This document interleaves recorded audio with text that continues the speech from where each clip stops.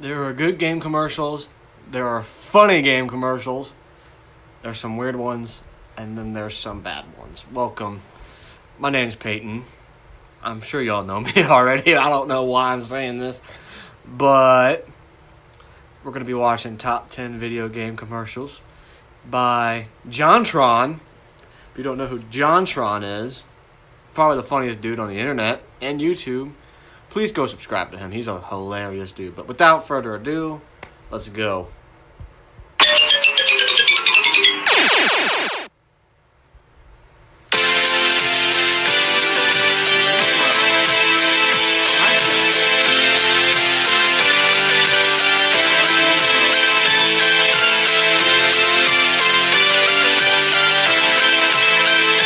JonTron. Some people ask me how I get anything done. Me either. Video game commercials have been around for as long as video game commercials. Me either. But then you'd see an ad for Sonic the Hedgehog next to the Cheerio Bee, and you were like, holy shit, infiltration to the mainstream! Because, you know about the mainstream back then. Commercials usually went one of two ways. The first way being actual gameplay that made you want to play the game, and the second way that was some sort of hipster 90s shit like this that made you want to puke over everything you love. Doesn't make you want to play the game. No. Doesn't make you want to play any game. Nope. Just makes you want to go read a book. Those are obsolete anyways. What do you think of this, Jacques? No. Oh yeah, and you're watching top 10 video game commercials. Let's go. Number 10. Let's be honest. The first time you heard of Super Mario World, you probably went like, "What's you, pussycat?" But hell, man, you didn't need to play it to find out how awesome it was. Just let this guy who has no idea what a video game is tell you how awesome it was. Mario World, created especially for the Super Nintendo Entertainment System. It's a bit more exciting, a bit more challenging, a bit more graphic, a bit more colorful. The best part about this commercial is only about 5 of the things he says are actually relatable to Super Mario World. A bit more realistic, a bit more sound, a bit hotter, a bit weird, a bit more revolutionary. I'm sorry, a little more realistic? Compared to what? Super Mario Brothers 2? what? The one where you're in a fucking dream throwing turnips at ostriches? Yeah, I guess it is more realistic than that. For a lot of us out there, this commercial meant business. It was the first time we got to see a glimpse of our favorite games right there on the telly. Break out your wallet, daddy, I'ma break the bank! That was me as a kid. I was hip, okay? Number 9. Elements for a successful video game commercial in the 80s. Nerdy Kid, check. Not actually a real time. Oh. I'm gonna do a shout out in the middle of the video because me and this kid watch it all the time. I've introduced the video to him and it's hilarious. But I'll give him a shout out at the end of the video. Person Kid, check. Little to no gameplay? Check-a-rooney. Did you see the latest Nintendo newsletter? Whoa, nice graphic. You mean you haven't played it yet? This is some of the worst commercials have to offer in the way of stereotyping. I mean, who's the demographic here? The cool kid or the nerdy kid? That cool kid reading the Nintendo magazine looks like he just got his hands on his dad's Playboy collection. Whoa, nice graphics. I'd like to get my hands on that game. I mean, who's ever just taken a look at a game magazine and been like, holy shit, them graphics! Little did you know, though, the target demo was actually the Gangsta Kids. The Legend of Zelda, and it's really rad. Those creatures from Guyana are pretty bad. Octoroks, Tech-Techs, Levers, too. But with your help, our hero pulls through. Look, I know I'm white, but these kids made me look like fucking P. Diddy, aight? Number 8. I know a lot of those video game elitists like you guys were all like, this Dead Space 2 ad campaign is just proving the old gamer stereotype to be true and making us all look bad and childish. Well, you know what? Have some goddamn fun for once, huh? In case any of you didn't catch the Your Mom Hates Dead Space 2 viral ad campaign, let me fill you in. Basically, they took a whole bunch of middle America conservative mothers, put them in front of Dead Space 2, and filmed them going, our nation is going down the drain, ban the modern warfares and the sour skittles. Oh, yeah, I'll show you my opinion. It's gross. I hated it. That's... If you hated it, then why did you invite yourself or allowed yourself to go try it out and see what your opinion is? but we don't care about your fucking opinion, or excuse my language, we don't care about your opinion, because your opinion doesn't matter to the gamers or us gaming universe. So shut your mouth and deal with it. Back to the video. No wonder society is so corrupt. We'll have a society of criminals. If I ever see it somewhere in the theater, I will personally take a hammer and slam it. Can't you just take it for what it is? It's fake, people. Let me tell you, kids aren't that stupid. Although they're stupid, but they're not that stupid. Just because you see killing in a video game, it doesn't mean you're actually gonna go do it in real life. No shit, do I really have to explain this? Crazy mass murderers have been around since before Pong, actually. Space War, if you're gonna fucking come and be... Where'd they get their training? The Andy Griffith Show? There's no implied message to this ad campaign. The meat of it is basically just this lady doing her thing. Look at that monster! That is never gonna get old. Y'all may shit on it. But you know what? I'm just here to have a good time. And a good time was certainly had watching these. Yeah. Thanks, EA. Number 7. Does the Wii really need commercials? Back in 2006 and 7, everyone was going nuts over the thing. You couldn't even shimmy down the block with your homies out here from them rooftops. You hear about their motion, this joke is over. But here we have the Re Would Like to Pray ad campaign. The most politically correct commercial Nintendo's ever put out. So here's what's going on. We got two Japanese business type dudes driving around America in a smart car looking for sushi or Yao Ming or some shit. And they're going door to door disturbing entire families. And the family's just waiting door like, what's going on? We got gracious. And the two Japanese dudes are like, We would like to play. and then they're just having the time of their lives playing Wii Sports like they're old folks in a retirement home. Just like Nintendo always wanted. To kill the hardcore market. But what happens if they run into some Brumpkins who aren't all Nintendo crazy?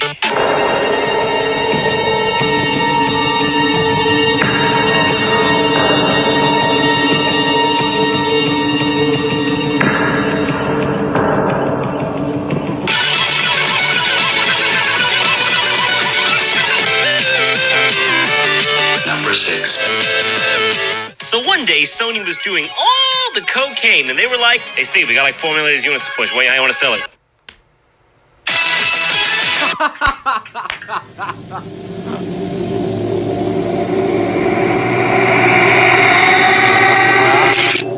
Oh, hell no. No. What?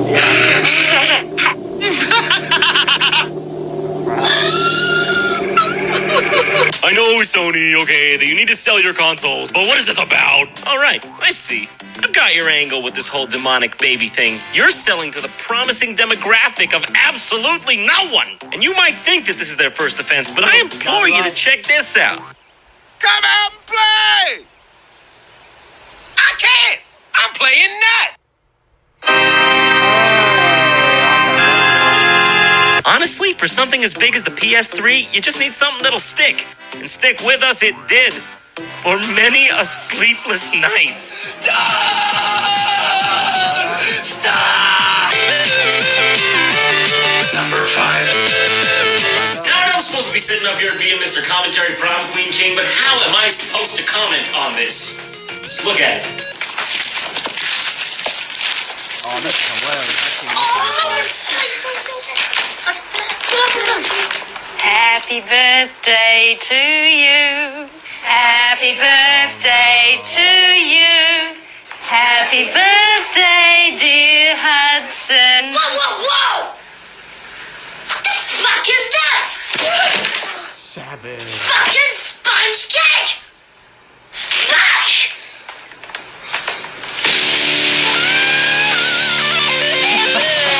Let's see, what was that game rated again? Oh yeah, E10 plus. No, that's it. I'm done. It's over.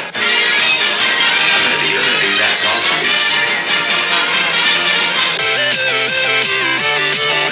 Fucking sponge cake? What the fuck? Hilarious. Number 4. Long ago, before a game console was judged by how much brown and muscles it could simulate, it was judged by the amount of bits that it had. So the question is, what exactly is a bit? Well, fuck if I know, but if it had more of them, oh yeah! If you look back, you can clearly see the evidence of bit importance everywhere. TurboGrafx 16, Nintendo 64. But I mean, we all knew at the core it was all about the software. Everyone but Atari. Some of you believe your system is the most advanced in the universe. Let's review the numbers. Sega Genesis is 16 bits. 3DO is 32 bits. The Atari Jaguar is 64 bits. Which is more advanced? Clifford! Who hired this lady? Seriously? This was going to move your systems? This lady was going to make people want to buy an Atari Jaguar? No! No! Well, I mean, she must be right. 64 is a bigger number than both 32 and 16 combined. Let's see what all those bits can do.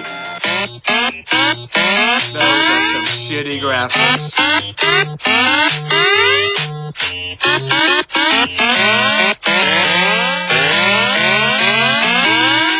Man, numbers sure are great. Number 3.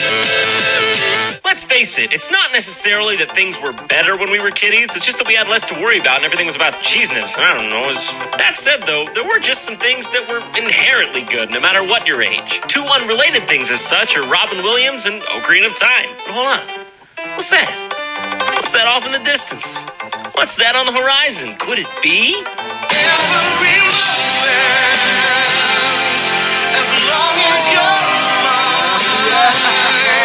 The first time I saw you, I knew we'd be linked forever.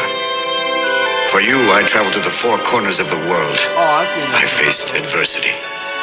I became a hero. Dad. I saved your kingdom. Dad. Robin Williams Yes, Zelda? suicide. Are you mixing me up with the princess again? Hard to say, you're both pretty magical.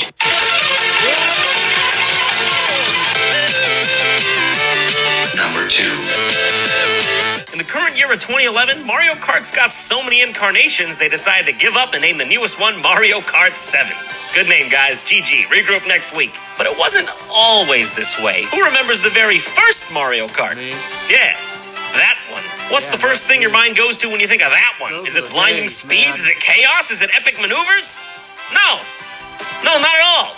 That one sucks. But that's just my opinion, apparently, because this guy thinks it's F-Zero 3050. 1992. Let's go racing! It's Super Mario Kart Funny Car Madness! On Super NES, turn the track into a giant mud pit. Hard rubber hauling splitter asphalt.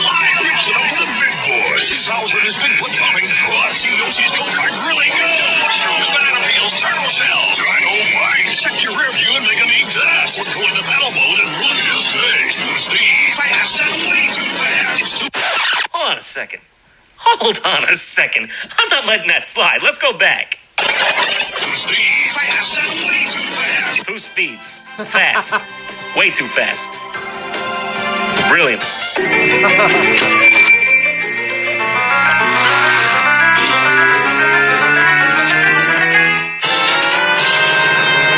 For the past 10 years, I've heard people knock Halo for no other discernible reason than the bandwagon effect. And every time I've heard the callous argument that it's just a shit overrated game, I've thought to myself the exact same thing. Why can't they just believe? Whoa, what happened? How did we get here? How exactly do you market a game that will make more money than some small countries do in an entire year? Easy. You go, oh my god, it's $5 million. Make some shit. Make some shit they did. Some good shit.